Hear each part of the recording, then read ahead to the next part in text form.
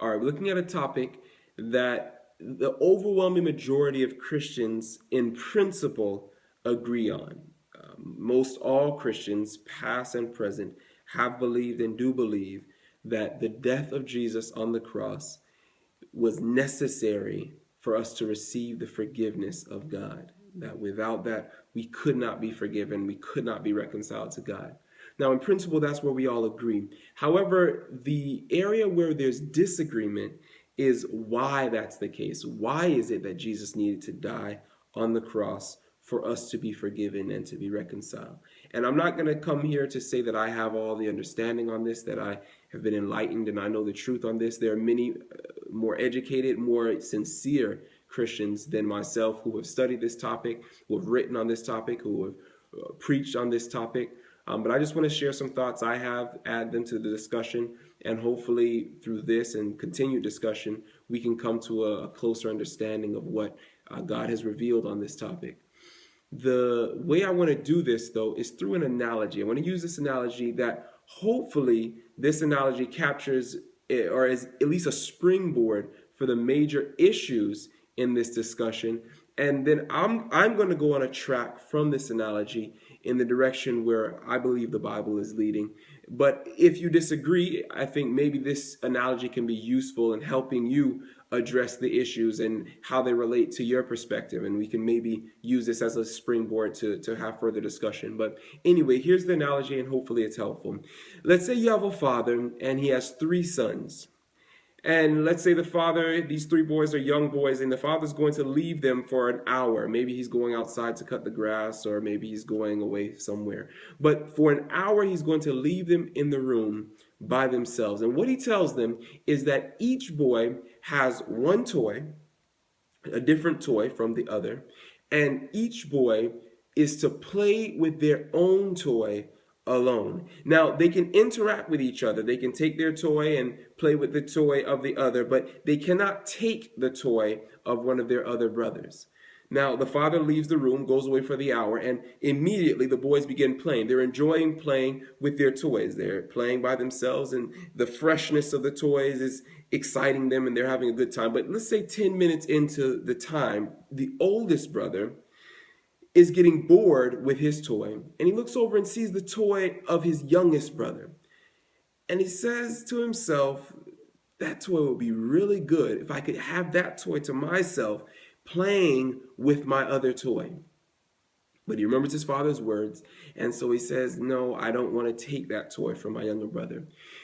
But 5 minutes pass, an hour, 15 minutes into it, and he's just bored. He's just completely bored with his own toy, and he breaks through and accepts the temptation and takes the toy from his youngest brother. His youngest brother is crying, saying, no, I want a toy, I want to play. But he says, no, give me that toy. And he pushes him because he's bigger than him and he has the strength to overpower his brother. And he takes the toy. And now the older brother is playing with two toys. The younger brother is crying, still wanting his toy back, but he can't overpower his bigger brother. There's the middle brother now. The middle brother is playing with his own toy, but he too faced the temptation to take the toy from the youngest brother, but he resisted that temptation. Then now, as the older brother has the toy of his youngest brother, there's now another temptation. He wants to maybe play with that toy. At least now there will be three toys between the two of them. And so it would still be more fun than the fun he's having with his own toy. But he says no. He's going to hold true and hold his integrity and be obedient to his father's command. And so he says, no, I'm just going to play alone with my own toy. The older brother has a good time playing with the two toys, his own toy and his youngest brother's toy. The younger brother is crying the rest of the 45 minutes until the hour is done, and now the father returns. The father returns and sees the situation. He sees that the older boy has taken the toy from his youngest brother. The youngest brother, he sees the tears that have been flowing from the youngest brother's eyes. And he sees that the middle brother is playing alone with his own toy in the corner. The father now has the decision. What will he do? What will he do? Now, I want to pause here, and I'm coming back to the analogy, and we'll expand it a little more. But I want to pause here and highlight generally the categories that we find in the room.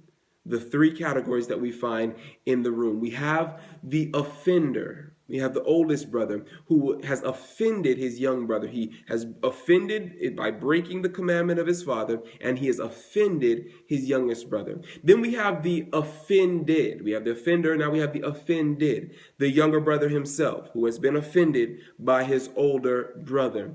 And then we have the middle brother, who we can refer to as the obedient observer. He was not offended directly, nor was he a participant in the offense, but he observed what took place, and also he was obedient during that. Every non-divine being in the universe falls into at least one of these categories. In the case of this planet, all except Jesus fall into the category of offender. All of us have sinned and fall short of the glory of God. So we are all offenders.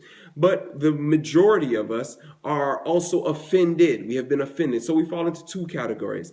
But at least we fall into the category of an offender. And many of us, as I mentioned, fall into the category also of offended.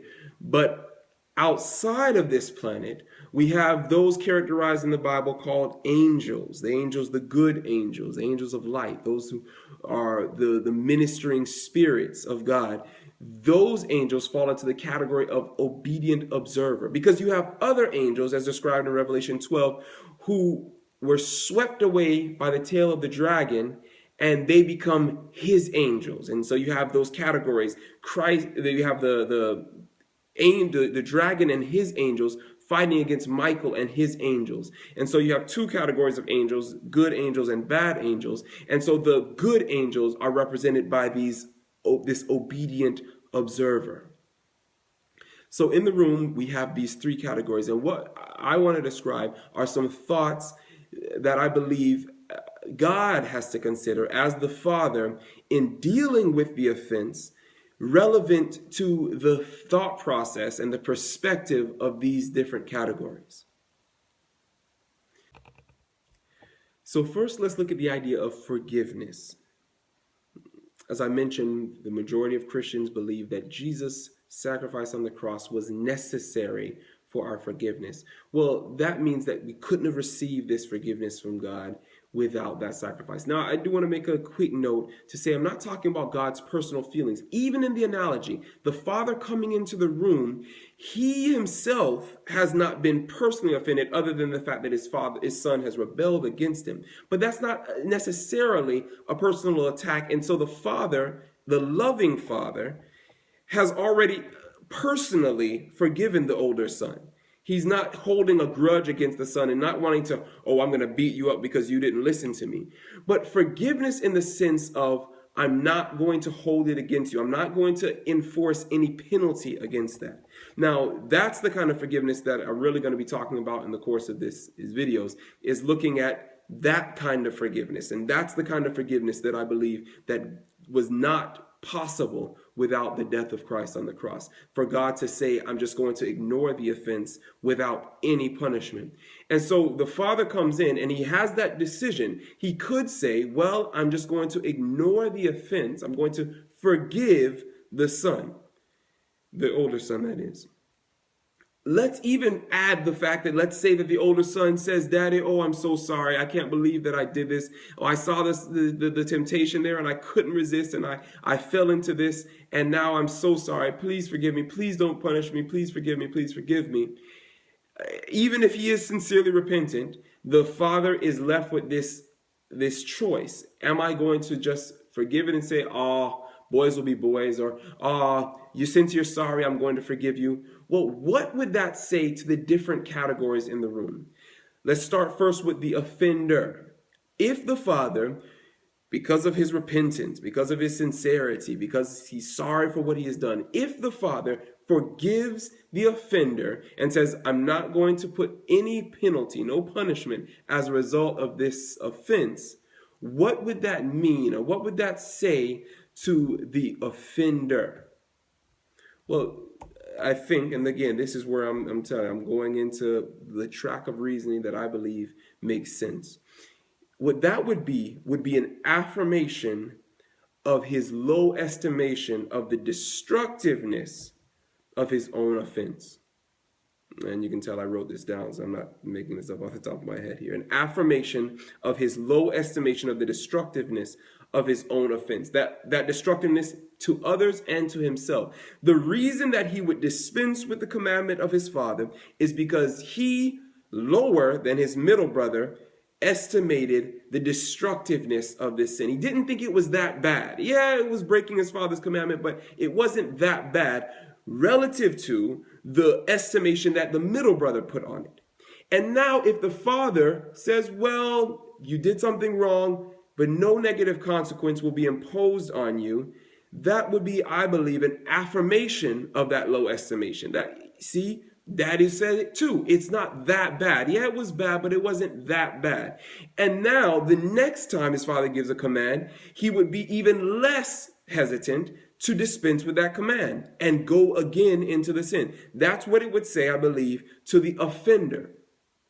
Going to the offended. What about the youngest brother? What would that say to the youngest brother? And this is one where I think it's very important that we think about this.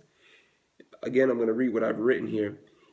If the father forgives the offender just because he's sincere, just because he's repentant, that would say to the offended that the significance of the pain that was done to you is small. Now, he feels the pain. He's been crying for about 45 minutes here. And now the father is saying, oh, it wasn't that bad. Just get over it. Secondly, the father is demanding of this youngest son that he do something that the father himself do more than what the father himself is willing to do. What do I mean by that?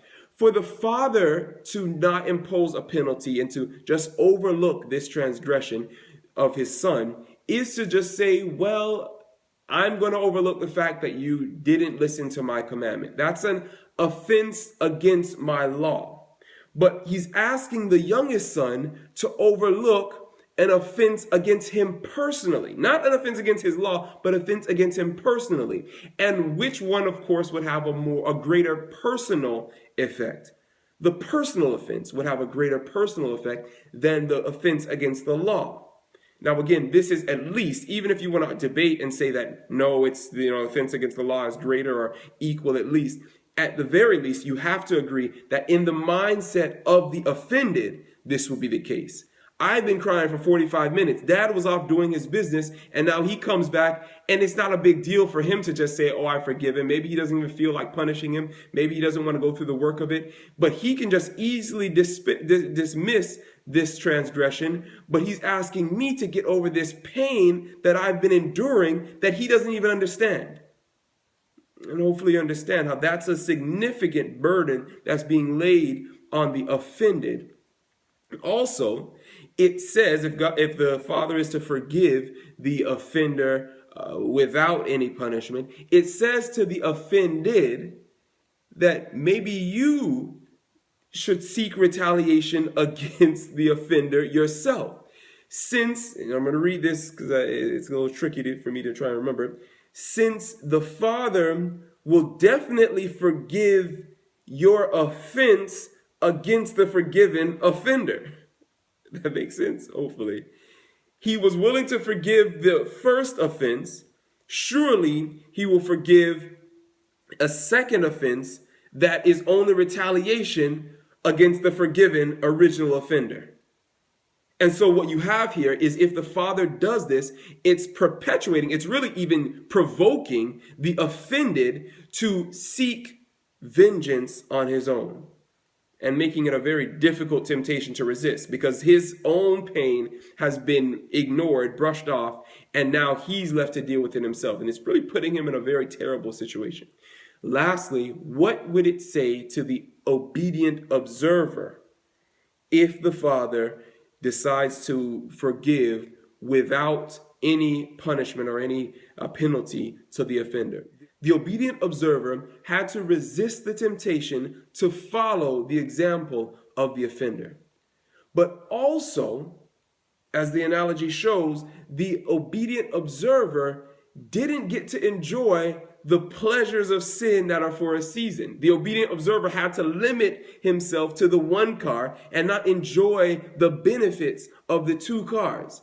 Now, if the father comes and forgives the offender without any punishment, without any penalty, that would mean the only difference between the obedient observer and the offender is that the offender got more fun, was able to have the pleasures of sin for a season. That's the only difference. There was no negative consequence to the offender. All he had to do was say he's sorry. And what would that say then to the obedient offender? Well, maybe next time I ought to experiment with sin. Now, notice here, the offense in this case, as all offense, would be to some degree. Well, the father said that we shouldn't do this. And we could say, well, the older son, the offender, he took the toy for 45 minutes and played with it. Well, if that's forgivable by the father, if we're in another situation and the time period is shorter, the obedient observer would likely reason that if the father could forgive 45 minutes of transgression, surely he could forgive a half hour of transgression as well. And so it's tempting him, it's really provoking him, as he did with the other, if the father does this, provoking the obedient observer to next time experiment, to say, at least I'll play within the range of the forgiveness margin. And I won't go all the way to where the offender went, because I know at least up until that point, the father will forgive me. And so I think it's plain to see, and I'm sure there are other things beyond what I'm thinking here, it's plain to see that if the father decides to forgive without any punishment, without any penalty to the offender, it sends a very horrible message to all three of the sons. And this is, I believe, the situation that God was in with the universe. When the original sin, the sin of Satan, took place in heaven, when the sin even of Adam and Eve, when sins take place now, he has these three categories. God has these three categories, and he has to decide, what will I do? What will I do? Now, God's inclination, as I mentioned, his desire, because he loves each of the children, regardless of their actions, he loves them with his everlasting love. His desire would be to just forgive them. And the example of that is Jesus. Despite the scoffing, the spitting, the slapping, the beating, the nailing to the cross, despite all the things that were done to Jesus personally, Jesus never held a grudge. And of course, he says, if you've seen me, you've seen the Father. Jesus did not retaliate the least bit. On the contrary, he even asked for forgiveness from the Father for those who were treating him wrong. This is the heart of the Father. The heart of the Father is he has no animosity personally towards those, his children, who have offended him. However, I believe he's in this situation that I've described in the analogy, that these things cannot be overlooked for the sake of the message it will send to the offender, the offended, and the obedient observers. And to maintain peace, to maintain order, and for fairness, the father must impose a penalty, must impose negative consequences for those who transgress his laws.